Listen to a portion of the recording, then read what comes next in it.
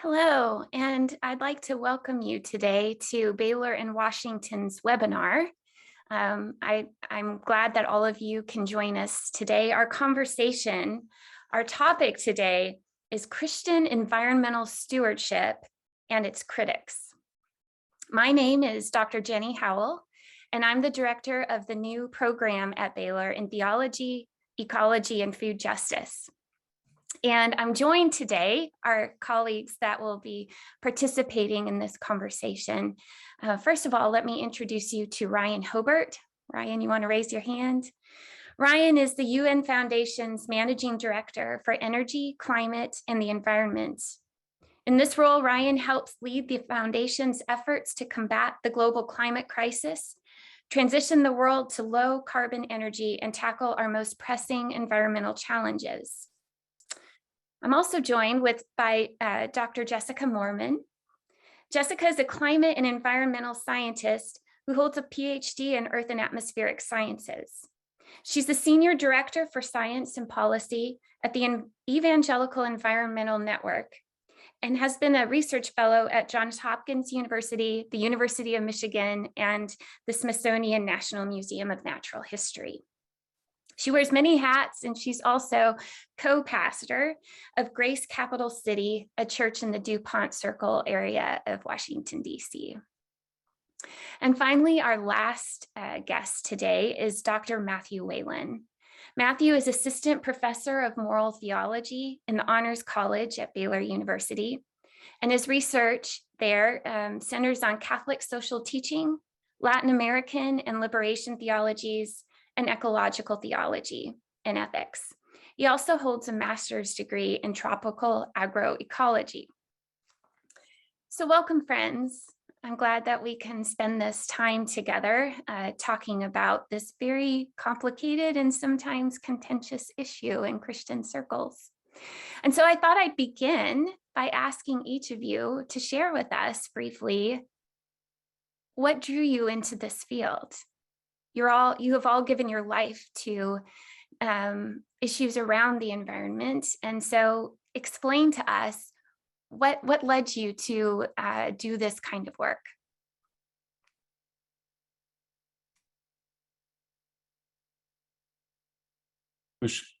I can start. Ryan, why don't you jump in? That'd be great.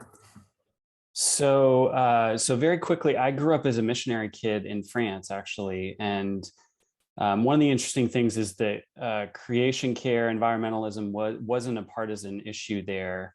And what really drew me to a love of nature and God's creation was that we would go hiking every summer, and I saw the beauty of that creation. And as I developed as a Christian, I really couldn't separate my understanding and love of God for me from the majesty of his creation. I went on to study politics, international relations at Wheaton and in a grad school in Paris. And one thing led to the next, and I ended up working on international climate environmental issues. And I can say 20 some years later, I have a deep sense of this calling. And it includes, I should say, a longing to see Christians stand up for and protect God's creation as well. And for people who claim to know him, to understand his purpose for the world, we often neglect to care ourselves for his creation and to serve what God has entrusted us with. Jessica. Thank you. Yeah, I'll jump in. I'll say, Ryan, you had said calling. And that's very much part of my story as well. I grew up in the church as well. And I have to say, I'm a climate scientist because of my faith in Christ and not in spite of it. And that really comes to do from that calling. I grew up in a church where the idea of calling was really big. And especially at a time in my life when, as a young Christian about to head into college, that sense of, God, what do you have for my life was really big. And so I simply got before him and said, God, I want to serve you. I want to serve other people. what do you have for my life? What would you have me do? And what I learned is that's actually a really dangerous question if you're not ready for the answer, because he often leads us into something really unexpected. And where he led me when I asked that question was into environmental science. And that really surprised me, because I at that moment I wrestled with, can I even be a scientist and a Christian at the same time? And in God's graciousness, he sent me the right person at the right time, a church leader, a youth leader, who was asking that simple question of, what are you going to study in college? And I said, well, I've been asking God, and I feel like he's telling me to study environmental sciences, but I don't see how that fits with serving him in his ministry. I don't know if I can do this. And he just looked at me and was just very gracious and said, Jessica, didn't you know that I'm a geologist? And I had no idea. And that was just, I don't know, God's graciousness, and that really struck me at that moment. And so that gave me the confidence to be obedient in where God was calling me. I specifically became a climate scientist due to a revelation I had in science class of learning about climate science, learning about climate change, and that the most vulnerable in society are hit first and worst by its impacts. And in that moment, Jesus's greatest commandment came to me of to love God and love your neighbor. And I saw by studying climate science that I could do both. I could honor God by honoring his call for us to be good stewards of his creation. And I could take care of others, especially the most vulnerable, by making sure that everyone had a healthy environment to live and thrive in.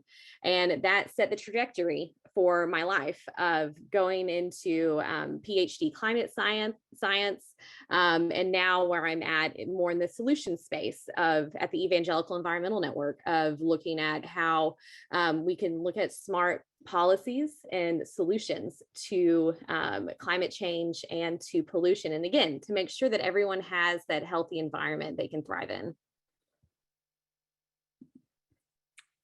Matthew? Yeah, thank you, Jenny. So my dad worked in famine relief for most of his career with the government. And for a significant part of my childhood, I grew up in Zambia, and my parents, in relationship to my dad's work, named me Matthew after Matthew 25:31-46, where Jesus says in the sort of great eschatological parable at the end of Matthew's gospel, I was hungry and you gave me food, thirsty and you gave me drink, etc. And so because of my dad's work, the way my parents raised us, and our time in Zambia, I got really interested not just in sort of questions of sort of emergency response to hunger, but also sort of prior questions of how communities could grow food in ways that could avoid hunger to begin with. And that basically led me down a path towards an interest in sustainable agriculture, or agroecology, which is what I studied at the Research Institute where I was in Central America. I spent many years in Central America, working with communities growing food. And it just became very clear to me that I think that loving your neighbor has an ecology, right? You can't be concerned about people having food, drink, shelter, with also some kind of attention to land, soil, watersheds, forests, right? You can't care for your neighbor without caring for our common home. And so, for a number of reasons, I then went and studied theology. I'm now a theologian by training, but my work has always sort of tried to sort of bridge the intersection of sort of anti-hunger, anti-poverty work, sustainable or ecological agriculture, and theology. So. Loving your neighbor has an ecology is a really beautiful line, and one that I hope we lean into today in our conversation as we think through this together. So clearly, all of you have come from this deep theological commitment, and yet questions around the environment, questions around climate change, climate degradation tends to be a contentious and debated issue. It has become very political in the United States. And so my next question is, what are the most common concerns or critiques you get about your work? And how do you respond to those? And I mean, obviously, I know there's several, and so maybe we could each just pick one that we have dealt with often in your various forms of work. And Jessica, maybe you could start us and share with us the kind of pushback you sometimes get from fellow Christians. Absolutely. Well, one common question that I often get as a climate scientist is that, climate has always changed throughout Earth's history. It's changed in the past. How do we know that the climate change we see today isn't just part of a natural cycle? And I have to say, this is an excellent question. And I love getting this question because it's exactly where my field of study has been, of looking at how Earth's climate has changed throughout its past, why it changed, and how today's climate change might be different. And I'll also validate it that it's such a great question that my colleagues and myself and those who came before me have been studying this for over 100 years, and it actually earned a Nobel Prize in physics this year. And so it's an excellent question that I love to talk about. And it's true. Earth's climate has changed so much throughout its history. And our approach to answering that question is this just part of a natural cycle or something different, is looking at the common culprits of past climate change and seeing, are those at play today? And so that's what I do in my research. That's what my colleagues do as well, of searching what I like to term as God's creation, because for me, science is simply the study of God's creation. And what I love about this work is that God has given us clues in his creation about how climate changed throughout the past. And we look at those common culprits that cause past climate change. And my colleagues and I have been able to tick those things off the list, whether that is one easy one we can tick off that we know caused massive climate change in the past was an asteroid impact. We know that's not happening today.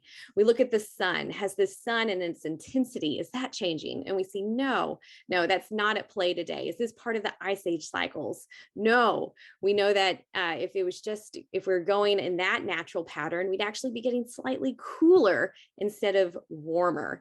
And so we've been able to tick off these culprits. But the one common thing is that we find is that, like climate change in the past, we see that a driver known as carbon dioxide and other heat trapping greenhouse gases, the concentration of these heat trapping gases is on the rise. And what we find is that when we look at, we can see that is one of the culprits that does line up.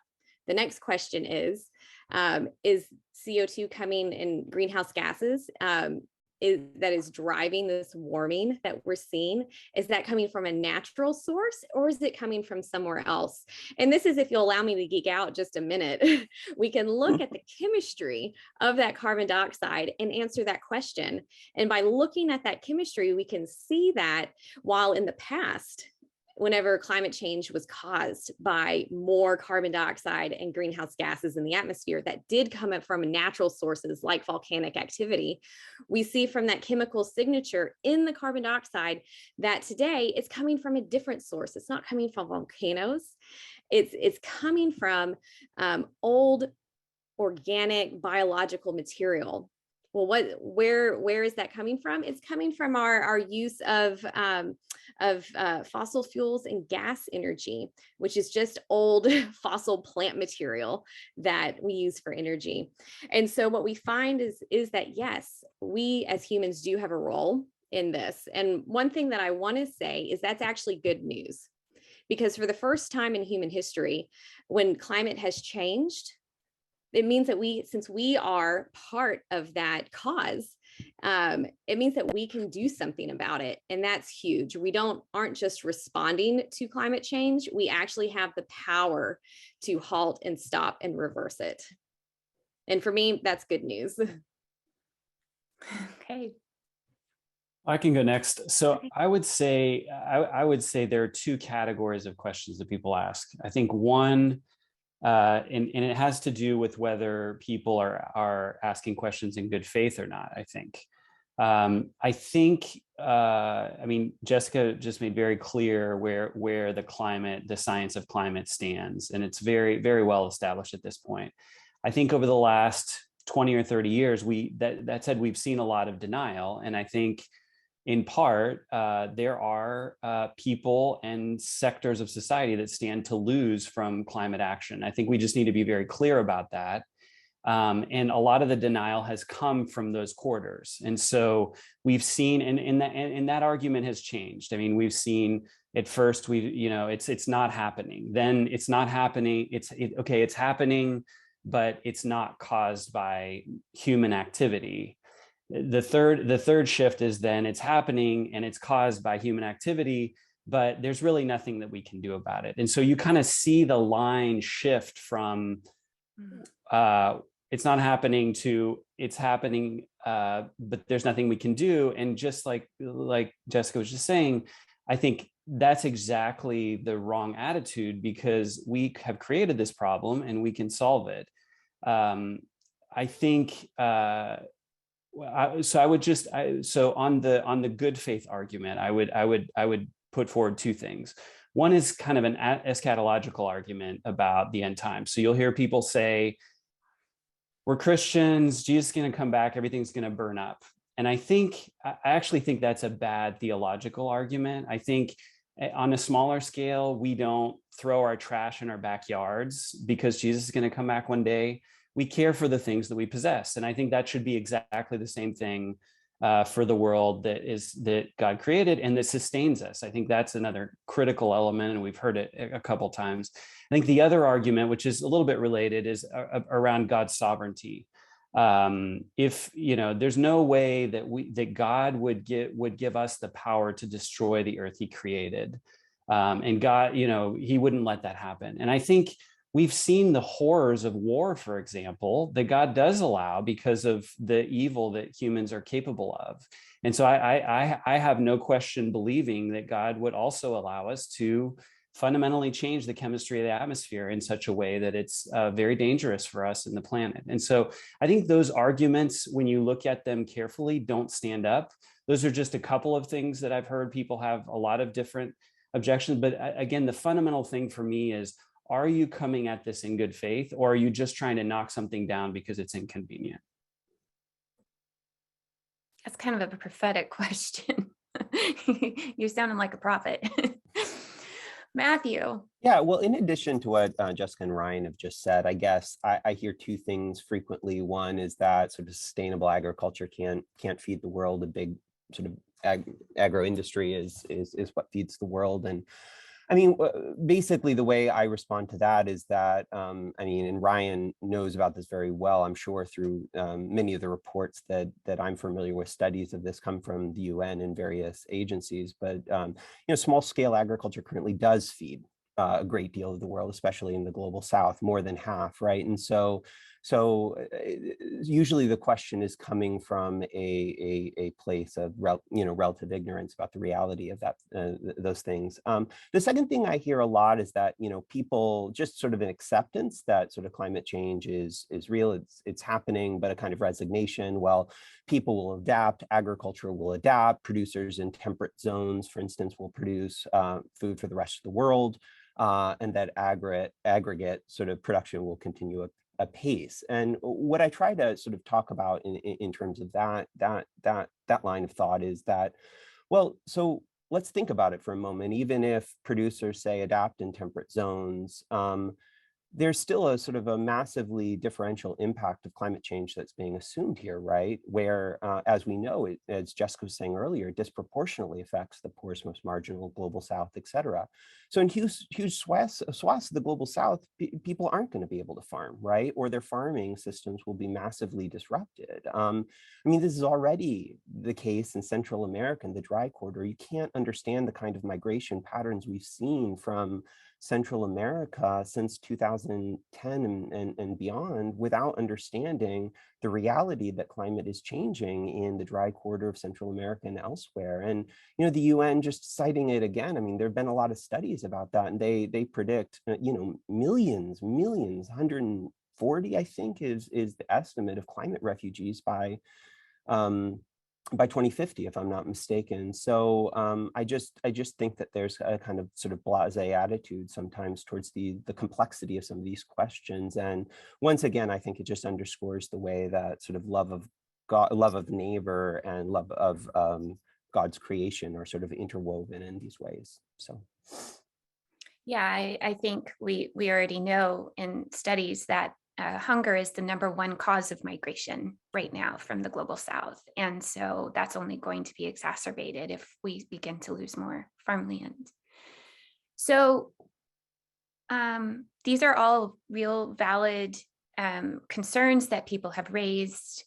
And we've laid out here some frameworks of why some of these critiques don't hold for us in our work. So now we're going to turn to questions of response. If we are called to respond, if this is part of the Great Commandments, love the Lord your God with all your heart, soul, and mind, love your neighbor as yourself. A lot of times the discussion in Christian circles then turns to the concept of stewardship, that Christians are called to steward the earth. And Matthew, I want to begin this part of our conversation with you and talk maybe a little bit about, and you know, all of you feel free to jump in here, but this language of stewardship, why is this one of the predominant themes that we use? And what might be some of the critiques that you've heard in your scholarship about using that term for Christians as they think about how we respond to this crisis? Yeah, thank you. Great question. I think my way of thinking about this is it really depends upon what you mean by stewardship, right? So Genesis 2:15, in which the first humans are placed in the garden to till and keep it, right? That's arguably a kind of stewardship. There's a kind of vocation of tilling and care over the wider creation. And I think that, like, also stewardship understood rightly can challenge some pretty basic ways we think about property, especially in a country like the United States, where we tend to imagine it in an absolute fashion, exclusively ours, in which other people or God don't have claims upon how we use what has been given, conceiving it not even as a gift, but something that we possess for our own exclusive use, right? But that said, and you're right, that in certain theological circles, stewardships come under critique. And I think it's come under critique because of the way that it can suggest that sort of creation is an object out there, like nature external to us, that we can manage, right? And I think that concern with the language of stewardship, if stewardship's employed in those ways, and sometimes it is employed in those ways, right? It's a problem, and it's a problem because creation, rightly understood, is not just something out there external to us. It's also inside of us, right? We eat it, we breathe it, we drink it, right? We're creatures, we're part of God's creation too. And so insofar as stewardship doesn't sort of reflect the way we are integrated into the creation that's being stewarded, that we need to steward ourselves, right, in a way, right? That's what the language of stewardship, really shaped by a conception of, like a conception of the doctrine of creation, rightly understood, I think, it pushes in those kinds of directions. That while we're distinct from other creatures as human creatures, we're also, we have these profound bonds of affinity with other creatures. There's a kind of kinship of creation that links us all together, right? So my tradition, Catholic social teaching, definitely does use the language of stewardship, but it never gives the impression that sort of creation is something out there external to us, that it doesn't also include us and involve us and implicate us in the ways that I've suggested. And, one of the ways that my tradition pushes us to think about this is Pope Francis and others have really talked about it a lot lately, is this notion of sort of integral ecology, in which the ecology that we normally think of, studied by ecologists, is radically expanded. It's not negated, it's radically expanded. And we think about ecology again with and by including human beings within the ecology. How does that reshape, transform what we mean by ecology. So that's one sort of way in which the stewardship language is retained, but also stretched in important ways, I think. Maybe just for the audience, layman's terms, like when we say ecology, I mean, I think that's the word that we're all like, oh yeah, we know what that means, but maybe just define that in its most basic sense. Yeah, the study of sort of relations, usually biotic and sort of ecological relations. As the science emerged in the early 20th century, that was the primary frame. And for most of the 20th, I mean, we have an ecology, someone who's an expert on this, so Right, maybe right. Jessica could chime in here. But basically, as my understanding is that sort of it's a science that primarily, for most of its history, studied sort of systems external to human beings, right? But it's only lately, both within ecology and outside of ecology, in the ways I've just been describing, there's a kind of complexification and expansion of ecology and the notion of ecology. Jessica, does that sound right to you? You know more about this than I do. So it absolutely does. And I have witnessed, I think if we look at kind of how ecology has been framed, how environmental science has been framed, is exactly right of what you said, Matthew, of really looking at the natural world excluding humans. But in the last several years have seen a shift that is such an incomplete way of viewing this. Again, it's recognizing, as you said, Matthew, that we as humans are part of God's creation. We are also fellow creatures in it. And our health is impacted when we don't take good care of this beautiful home that God has given us. And I've seen that shift happen within my science colleagues, as well as those who are advocating for climate and environmental solutions.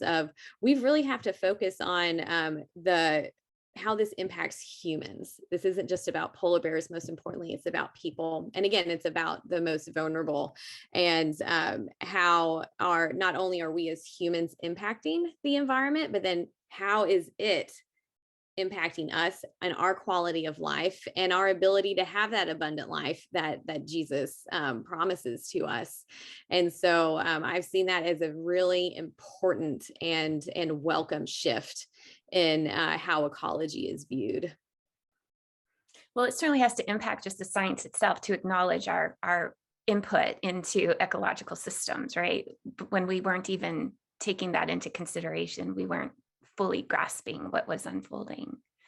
But Jessica, I want to turn to you, because the evangelical network that you're part of uses the language of stewardship. And so how do you understand this language, and what can it offer us constructively as Christians when we think about our roles that we're called to play in caring for the environment? Sure. So we use the language of stewardship, and we see this calling, this assignment of stewardship that God has given us as Christians. We see that, as Matthew was saying, from the first book of the Bible, in Genesis 1 and 2. Throughout the Old Testament, and then actually into the New Testament as well. And so this isn't just a call to stewardship that is part of the Old Covenant. It's very core to the New Covenant. And kind of how we view this is that this is an awesome responsibility that God has put in our hands, to care for all that He has made, the natural world, including us as humans. And for me, I don't want to fall behind on that job. As we talked about Jesus's greatest commandment, stewardship is God's first commission to us, to take care of that. And so we look at, as talking about that New Testament calling, we see in Romans 8 that the salvation that, and I'm veering into a bit of territory that maybe is better for Matthew to cover. But we see that all of creation is groaning for the children of God to be revealed, and that its salvation is tied to ours. We see that Christ, in His mission of reconciliation, is reconciling all things under heaven and earth to Himself, as Paul writes in Colossians. And so I love this one quote from Marky Moore, where he says, God has created the heavens and the earth. He leaves it up to us to make it even more wonderful. For God, in Genesis 1:31, he says, when he looks at all the totality of his creation, he calls it very good.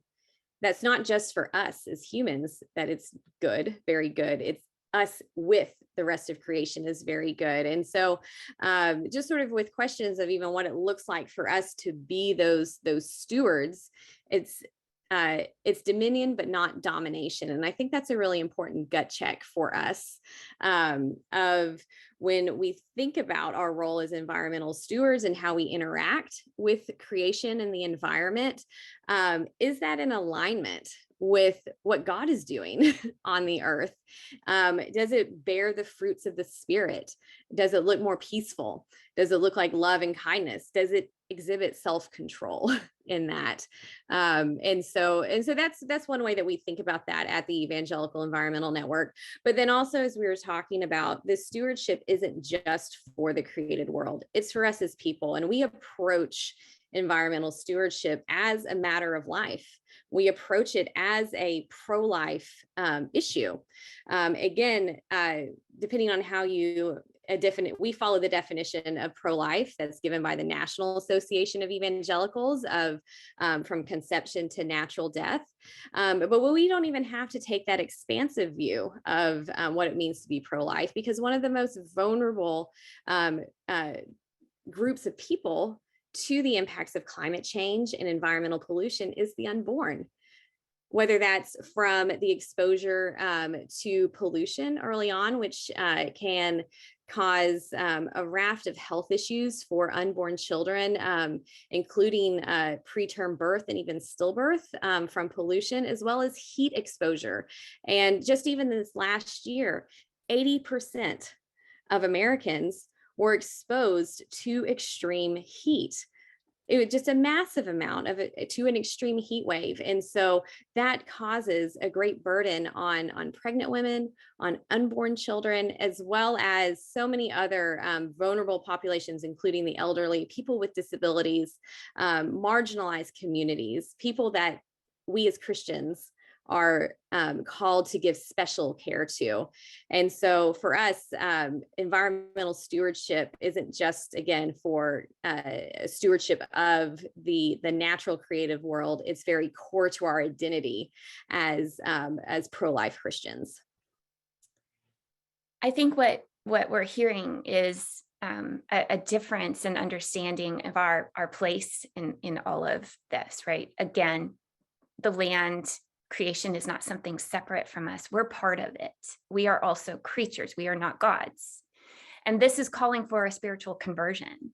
And it's one that is not commonly affirmed, certainly in the larger culture, because it's a kind of spirituality that calls us perhaps to have less, to consume less.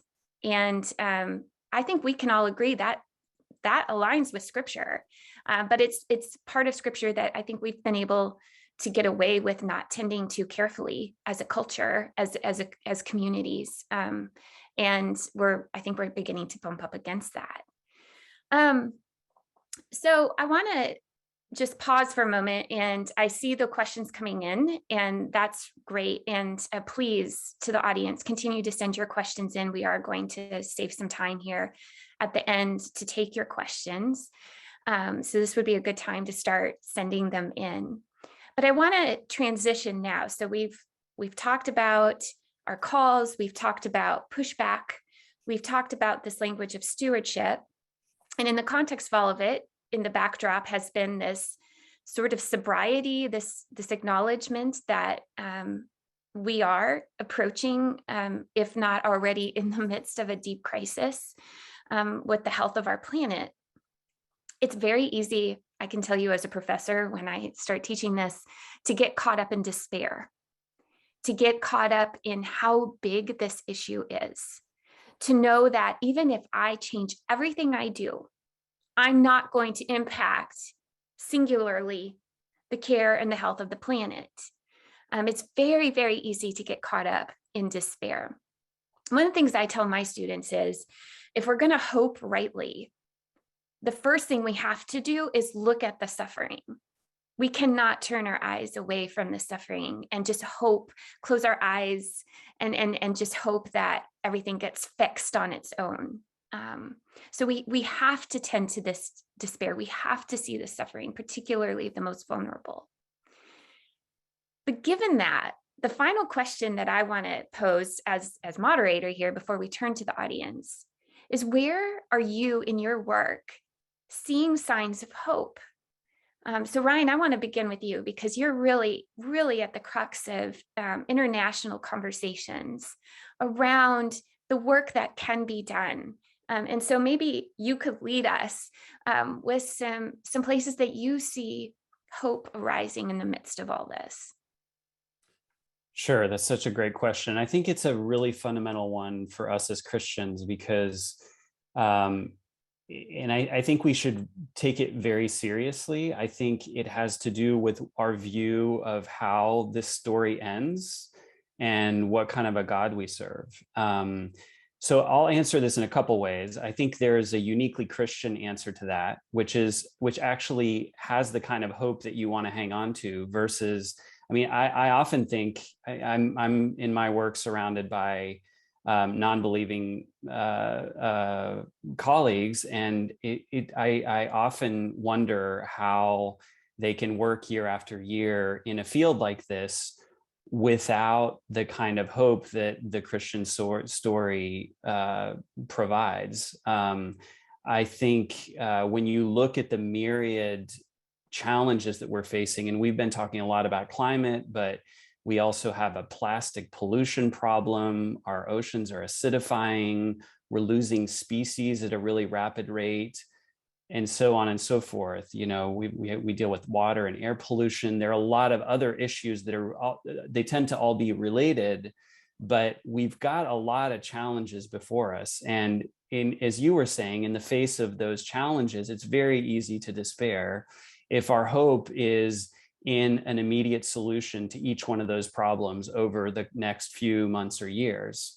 So I think, and I actually think we have to acknowledge that this has been a challenge within Christianity as well. And coming back to eschatology, so thinking about end times, how you think this story ends, Christians don't always agree about that, and how you think it ends actually will influence what kind of hope you have. And so I would, I'm not a theologian, but I think there's probably a lot more work that needs to be done in thinking about how the story ends in relation to our faith and these big questions about the world and how we've treated it.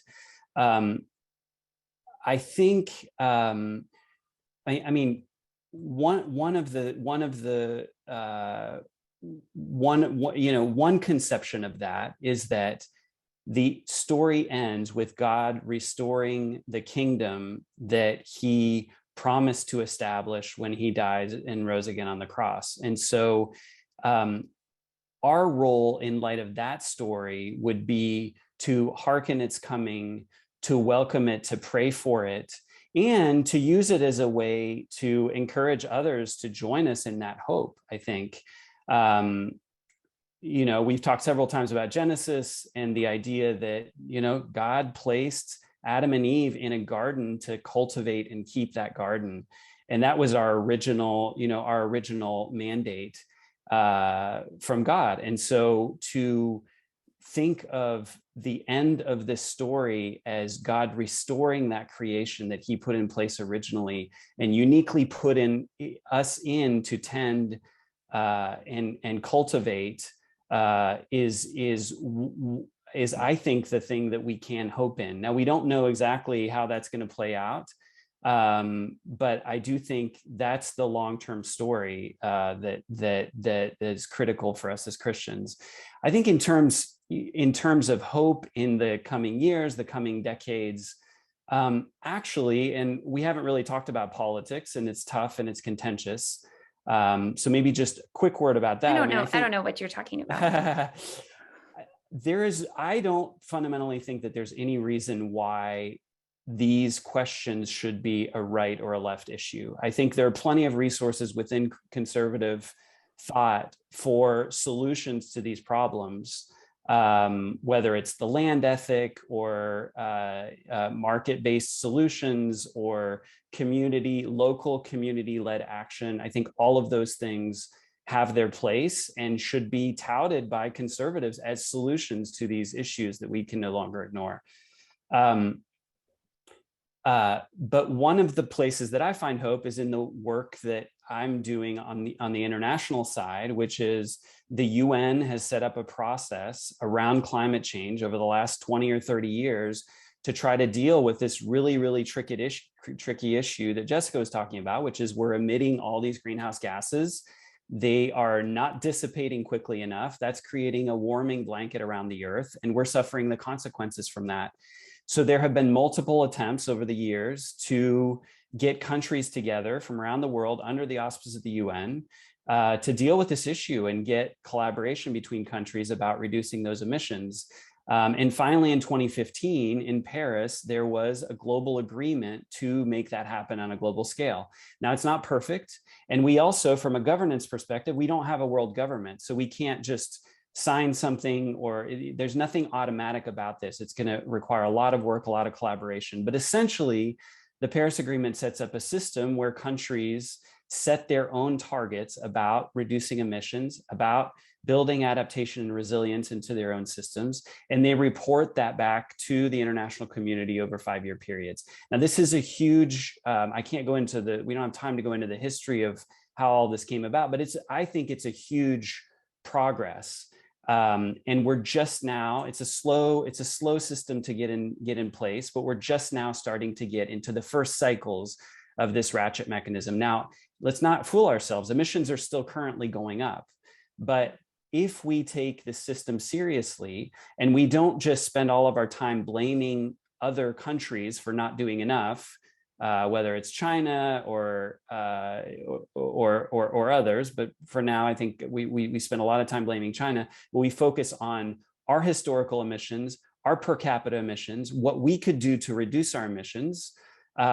We could make a lot of progress on this in a very short period of time. And so one of the hopes, I think that's hopeful, and one of the other hopes I have is that we will get more of a political consensus in this country over the coming few years than we've had, just because we're in such a critical moment. Jessica, where do you find hope?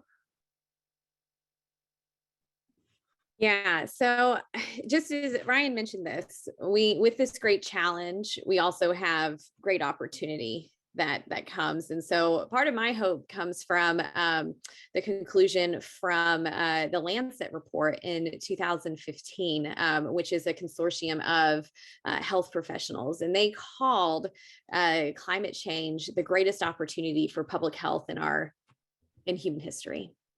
And that comes from the fact that while the Defense Department frames climate change as a threat multiplier, I see climate solutions as a benefit multiplier, because as we've covered in this discussion, it intersects with so many things that we care about, whether that's hunger, poverty, migration, pro-life issues, national security, energy independence.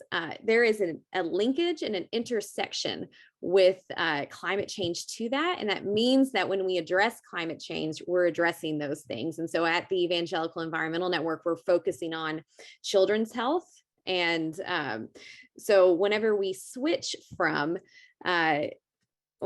to energy that is clean, that's not emitting or low emitting of not only heat trapping gases, but also that pollution that causes asthma, that is contributing to dementia in adults.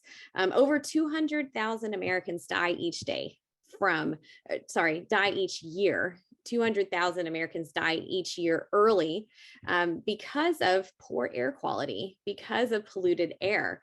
And a lot of that, again, is coming from where we source our energy. If we switch our energy to cleaner sources, that is providing such a health benefit. And so that's just sort of the promise that we have, gives me hope. And I'll say that especially over the last 2 years, have seen on the domestic policy front, we are making progress in that area and on a bipartisan fashion, whether that's the Energy Act of 2020, which put tremendous resources into developing the next generation of energy sources that are clean and low emitting. And just recently with a bipartisan infrastructure law, again, these are historic levels of investment in clean energy, clean transportation. We're going to have the Farm Bill coming up in 2023. How can we get our agricultural producers in the game?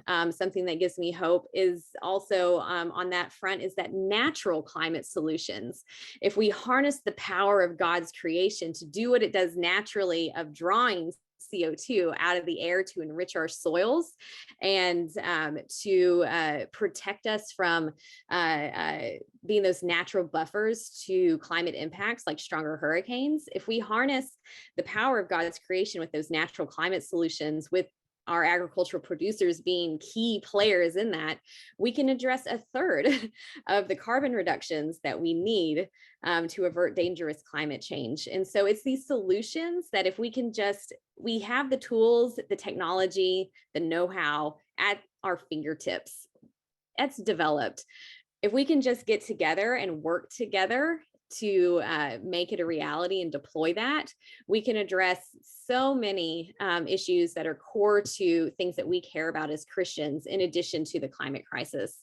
And what gives me hope is I'm beginning to see that happen on a bipartisan basis, with many Republicans coming on board in Congress to address climate change, who are part of, there's the new conservative climate caucus, which is now one of the largest caucuses in the House of Representatives. Beginning to see movement like this, which gives me a lot of hope that we are going to come together to tackle this. So if ecology is about relationships, continuing to foster and build and strengthen those across different partnerships. Matthew, what gives you hope? Yeah, thank you. It's a great question. I really resonated a lot with what Ryan and Jessica were saying. But just underscoring what Ryan was saying in particular, I mean, hope is different from optimism, right? Hope is, at least in the Christian tradition, a theological virtue. It's about sort of our destiny, our final destiny as Christians, and the difficulty of our path towards it, right? And it's on the basis of that hope that Christians throughout history have lived differently, have risked greatly, have given up things, right? I don't think you can understand the history of asceticism and monasticism or even martyrdom without taking seriously hope, right? And the hope that they had, right? And the way that that hope transfigured their lives on the basis of it. And I think that that's a really relevant line of reflection in terms of what we're talking about today. Honestly, just again, in addition to what they were saying and the various things that they've mentioned, I see hope in my circles at Baylor. Jenny, I honestly see a lot of hope in the theology, ecology, and food justice program. I really do. I think it's extraordinary what you're doing, and it gives me hope. I find hope in the kind of work that another colleague of ours, Josh King in English, is doing with the environmental humanities program, and the way that they're thinking, you and he are thinking about pedagogy in terms of sort of cultivating an attention and awareness to some of the things that we're talking about today and expanding people's visions. I see it in my students. I mean, over the course of my teaching at Baylor, their sensitivity and attention to these questions is much, much, much more pronounced than it was when I first started teaching here. And I'm seeing changes in them. I really am. And what they're aware of and what they talk about and what they think about, it really gives me a lot of hope. I see hope, like when I first went to study agroecology, like that was sort of a marginal thing along, on the fringes of the agricultural world. But now, major UN reports, major sort of FAO, World Food Program, the Special Rapporteur on the Right to Food, the latest IPCC reports, right? Agroecology and its powerful role in mitigating, because it's a forms of agriculture that rely less on fossil fuels and more on ecology, as well as responding and being resilient in the face of a changing climate, because it's sort of diverse and it can potentially help farmers sort of navigate the potential changes that are coming. There's just been a lot more interest in this, and that gives me a lot of hope that there's a serious conversation happening about this now in the ways that there weren't before. I mean, I see hope in the way that Pope Francis, the way that he has drawn questions of the environment and ecology into the very heart of the tradition that I work with in Catholic social teaching. And there's so many practical and fascinating initiatives that we don't have time to talk about here, but that have sort of come out of that. All those things give me hope. So many more things give me hope. There's a lot to be hopeful about.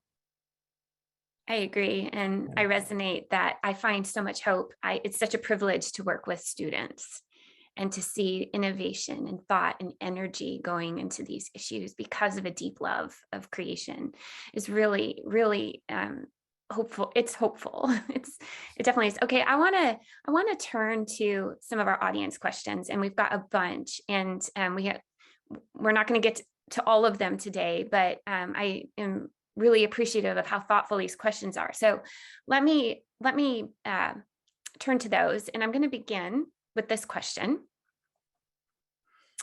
How do you see the love of neighbor intersect with ecology and stewardship when it comes to the invasion of Ukraine by Russia, a huge supplier of the world's oil supply?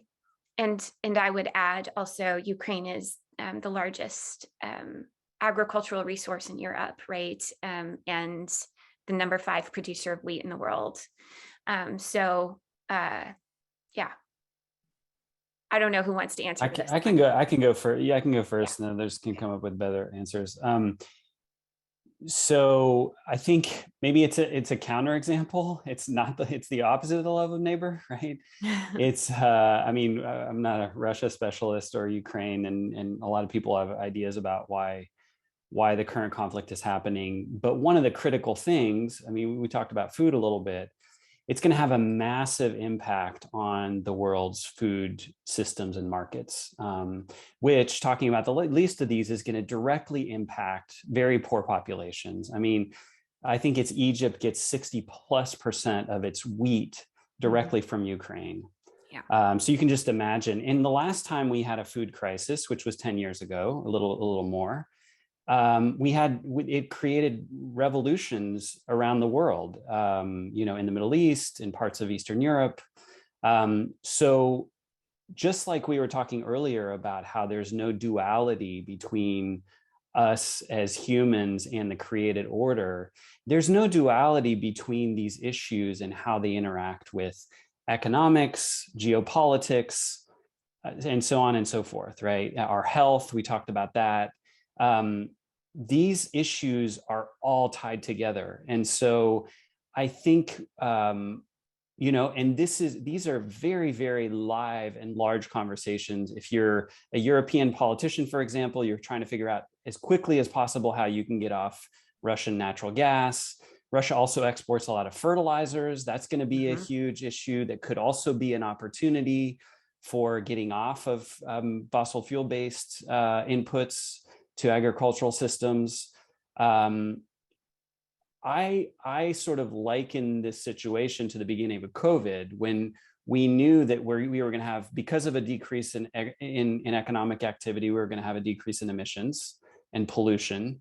And essentially, we could take that situation and we could use it to step back and invest in cleaner sources of energy, shifting how we do things, or we could just go right back to what we did before. And I think the results have been pretty mixed. I think similarly here, if you're Europe and you're trying to get off gas, you can either go to coal, or you can go to clean energy. And so I think there we may see some good things. In the US, it's a little bit less clear. I think we may try to backfill some of the energy needs that now Europe is going to have and elsewhere by ramping up natural, production of natural gas and maybe other forms of energy as well. So I think we need to seize these opportunities. And obviously there's a huge human tragedy part of this, and there are other geopolitical considerations, but this is not just a sort of purely military confrontation story. This is going to be, especially when prices are already quite high around the world because of the supply chain issues we've had throughout COVID, we are going to be talking about these issues of climate and environment and food as interlinked with all of these other geopolitical considerations for years to come. And we need to seize that as an opportunity to change the way we do things, because a lot of the issues here are tied to food supply chains and to energy supply chains. And it's part of the reason that these problems are coming about at the moment. Again, everything is so connected, right? I mean, this brings us to several of the questions coming up are around fossil fuels and our use of fossil fuels. So one of our participants asks, how should the church as an institution be thinking about impact investing and divesting in environmentally harmful companies, plus creating stronger frameworks for ethical, faith-based investing? I'll start. I'll say first, the moral voice that the church carries is very, very powerful. It is a powerful influence even for companies to whenever laying out the moral case, as we've been discussing today, for cleaner energy, less polluting products. The voice of the church is actually has great influence and the ability to shift things in a massive way. I've seen this in several instances of even faith-based groups going to their utility and asking for more access to clean energy for their communities. And so I'll say that the church has a big role, but it's one thing to point out is that energy policy does seem really wonky. Of bringing that to your church can sometimes feel difficult. One easy way to make that connection that we've found is that just even looking at how do our churches steward the resources that God has given us, and in one big way is even just looking at our church buildings. How are we stewarding our church buildings? And how does that impact our financial stewardship? And what a study from the Department of Energy and EPA found was that roughly 30% of energy to heat our church buildings, to cool them in the summer, that energy is wasted because our buildings aren't very energy efficient. If you go in and do some even no cost energy efficiency improvements to your buildings, you can save that energy that would go to the utility and put it towards your missions, budget. And that's such an easy, what I find is, and I can tell you as a local pastor, if you tell me that I can save a huge percentage from on my energy bill that I can then put into the resources to do the mission of God, I'm listening. And it's a great way to begin to make that connection between how energy, environmental stewardship impacts our mission and values within the church, and the specific missions that God has given to our churches, which could lead to then looking at how can we get together to look at divestment as well.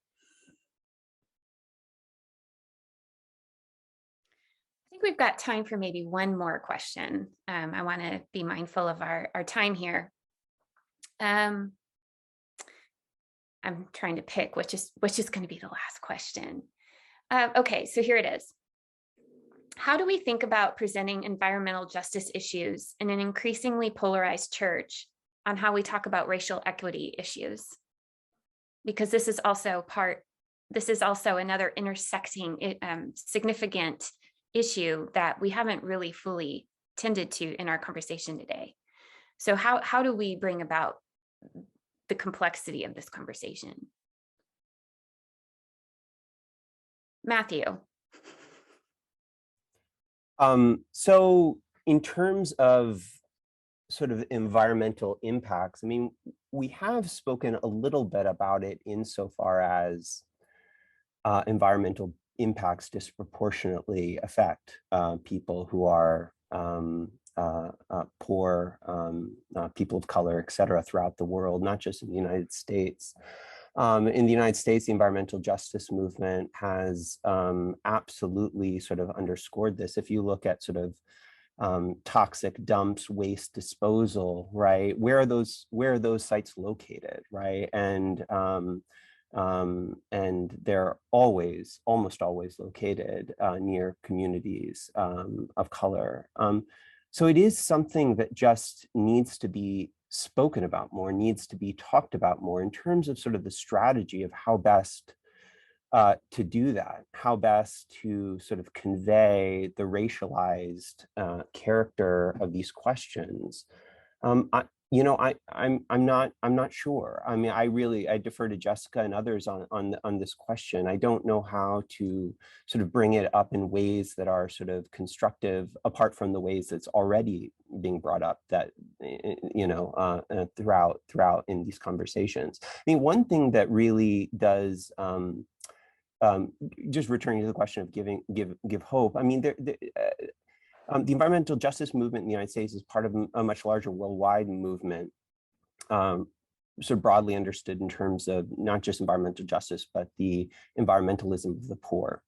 And what's significant about that is you have throughout the world people sort of drawing attention to these questions, right? There are people who are calling our attention to the ways that waste is distributed in our country. There's a major sort of report in 1987 put out by the United Church of Christ, I believe, on environmental racism. And it was sort of born up within the church and conversations within the church, and it had a huge impact in the United States. And that seemed to me one particular, it's been a while since I've read the report, but one place to go to think about these questions. But just in terms of sort of the environmentalism of the poor, environmental justice in particular, paying attention to what people are saying who are affected by these questions seems to me the indispensable sort of way forward.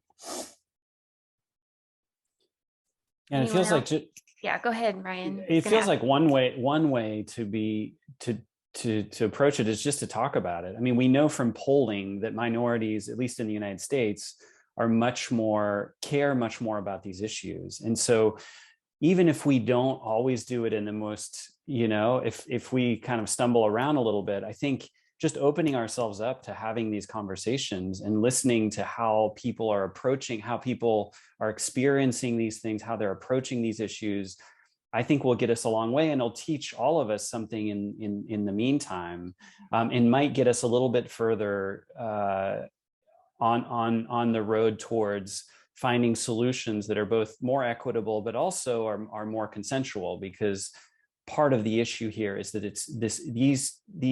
all of these issues have become so politicized that they're almost abstracted from the real underlying issues. And we really need to guard against that. And that's why I think the Christian community has unique resources there. We have all kinds of people in our churches, and our churches can talk to each other more, even when they tend to cater to one or another demographic. And so I think not being scared of the conversations, having them, even when we stumble and fall because we're not doing it perfectly, being open to having those conversations is going to be really important. Yeah, and I'll just add really quickly, we found talking about fairness, talking about this in the terms of fairness has been really impactful. And so just one quick example is that a recent study came out looking at who are the producers of pollution and who is most impacted by pollution. And what you find is that African-American communities, Latino communities produce the least pollution, but are impacted by it the most, like up to 50%, and of kind of a difference between that production to impact ratio. Are they impacted 50% more than what they produce?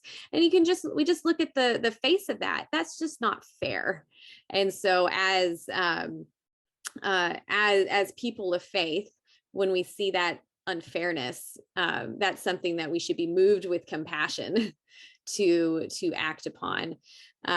Another thing that I think is important to keep in mind when it comes to environmental justice is that it is very inclusive as well, of looking at, as you look at the even just the policy definitions of environmental justice, it includes low-income communities regardless of race. It would include more broadly looking at the disabled community as well. And so looking at these groups should not be pitted against each other. We should be able to address injustice as it's related to environmental exposure all together. But also, as Ryan said, we have to be listening to the voices of marginalized communities, because those stories have not been told as much. And I think the Christian church has a great place to host and convene those conversations because of the diversity that is in the church, not exclusively to, but in context of our racial diversity as well. Those are all good words. Well, thank you all for joining us today. And to the audience, thank you so much for spending this time with us.